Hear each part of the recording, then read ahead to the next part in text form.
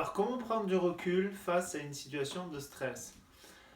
Par exemple, vous avez quelque chose à faire, puis ça ne marche pas. Ça fonctionne pas, vous essayez, puis là, vous êtes de plus en plus pressé par le temps parce que vous avez peut-être mal prévu sur votre agenda et là, ça marche pas, ça marche pas. Et vous avez remarqué que plus nous avons tendance, hein, plus on a tendance en fait à se presser, plus on fait des erreurs et moins ça marche, d'accord? C'est pour ça que ça peut être important de prendre du recul, d'accord? Et du coup, nous aider à baisser son stress. Et là, je peux vous donner trois trucs, par exemple, pour vous aider à prendre du recul. Alors, pour certaines situations, peut-être pas adaptées à l'exemple que je vous ai donné, c'est de prendre le temps d'écrire. Euh, C'est-à-dire que vous écrivez la situation qui vous stresse. Pourquoi? C'est que dès qu'on l'écrit, eh bien, on prend la distance. C'est sur la feuille, c'est plus en nous, on n'est plus là à être pressé par ça. D'accord? Ça, c'est un point de vue. Dans une autre manière, peut-être, c'est un peu adapté cette fois à la situation que je vous ai dit au début.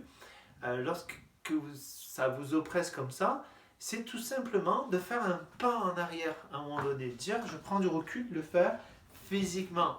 C'est-à-dire, vous reculez physiquement, même vous ramenez vos épaules vers l'arrière et vous prenez 2-3 respirations profondes avec une longue expire.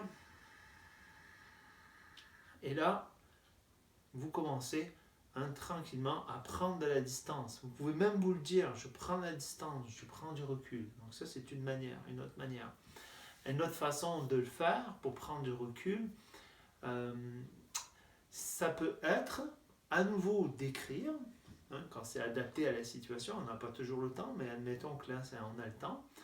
Vous écrivez la situation et après vous regardez la situation et vous prenez le temps de ressentir le stress que cela crée et vous l'évaluez de 1 à 10. Un peu comme quand on va à l'hôpital qui nous demande d'évaluer la douleur.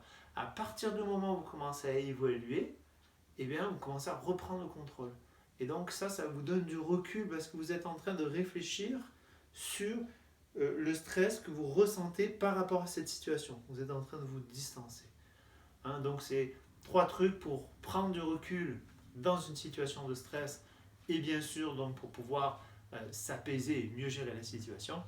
Premier, c'est d'écrire tout simplement. Le deuxième, c'est de faire un véritable recul physique en engageant les épaules et en faisant un pas en arrière. Et ça marche, essayez-le, c'est simple et ça marche, avec une respiration profonde. Et le troisième, c'est d'écrire aussi et d'évaluer, par exemple, entre 1 et 10 ou 1 et 5. D'accord? Ou une autre échelle par rapport à cette situation, sérénité et stress. Et là, vous avez une échelle de 1 à 9, par exemple, où j'en suis, entre 1 et 9, où j'en suis. Ok, j'en suis à 3, c'est-à-dire que je suis plus proche du stress. D'accord?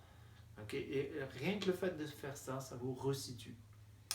Voilà, c'était notre vidéo d'aujourd'hui. Si vous voulez en savoir plus pour mieux gérer votre stress, je vous propose 4 clés essentielles pour réduire le stress. C'est une véritable stratégie que je vous offre pour réduire le stress et donc retrouver le calme pour aussi gagner en confiance par rapport à la situation. Vous avez juste à cliquer sur le lien et vous inscrire, c'est totalement gratuit. Si vous avez aimé cette vidéo, pensez à la partager, pensez à même me mettre un petit like et moi je vous dis à bientôt, salut!